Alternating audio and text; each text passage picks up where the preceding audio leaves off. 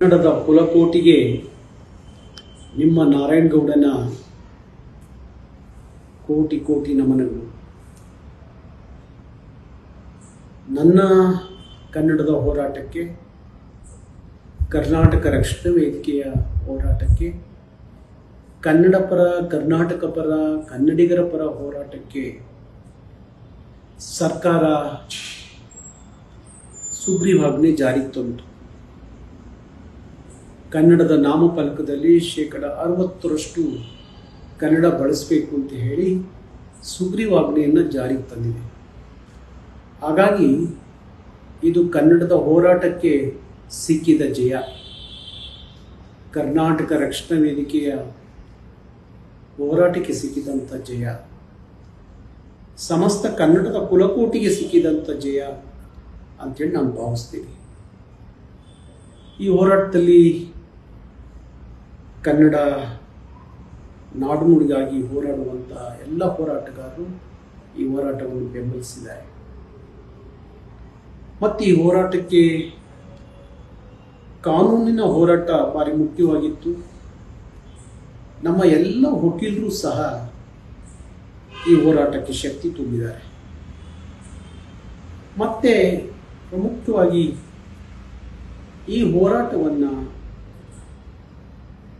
ಇಡೀ ಕರ್ನಾಟಕದ ಜನತೆಗೆ ತಲುಪಿಸಿದಂಥ, ನಮ್ಮ ಜೊತೆಯಲ್ಲಿ ಕನ್ನಡದ ಹೋರಾಟದ ಜೊತೆಯಲ್ಲಿ, ಕನ್ನಡಿಗರ ಪರವಾದ ಹೋರಾಟದ ಜೊತೆಯಲ್ಲಿ ಇಡೀ ಮಾಧ್ಯಮದ ಗೆಳೆಯರು ನಮಗೆ ಶಕ್ತಿ ತುಂಬಿದ್ದಾರೆ.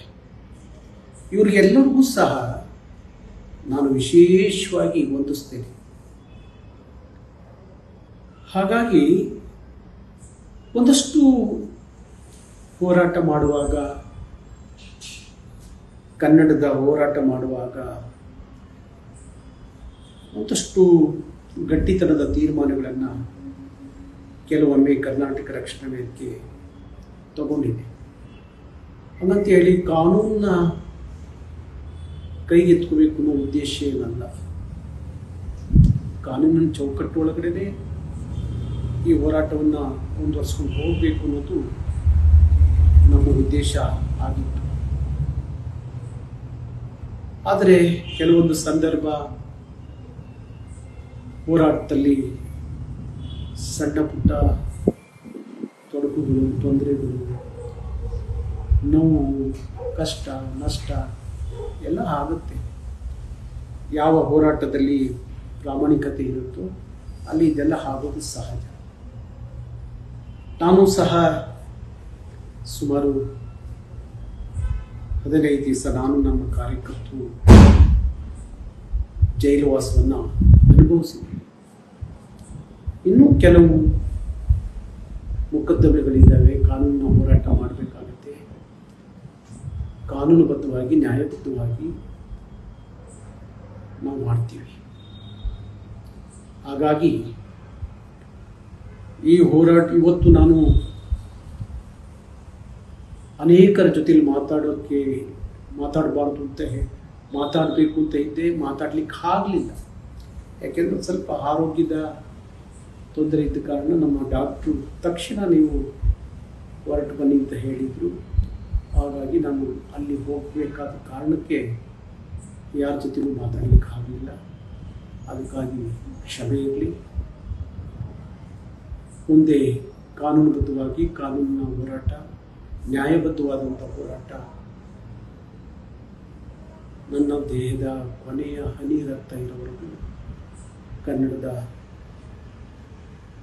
ಹೋರಾಟ, ಕರ್ನಾಟಕ ಪರವಾದಂಥ ಹೋರಾಟ, ಮತ್ತು ಕಾನೂನುಬದ್ಧವಾಗಿ, ನ್ಯಾಯಬದ್ಧವಾಗಿ ಈ ಹೋರಾಟ ತಗೊಂಡೋಗ್ಬೇಕು ಅಂತ ಹೇಳಿ ಅಂದ್ಕೊಂಡಿದ್ದೀನಿ.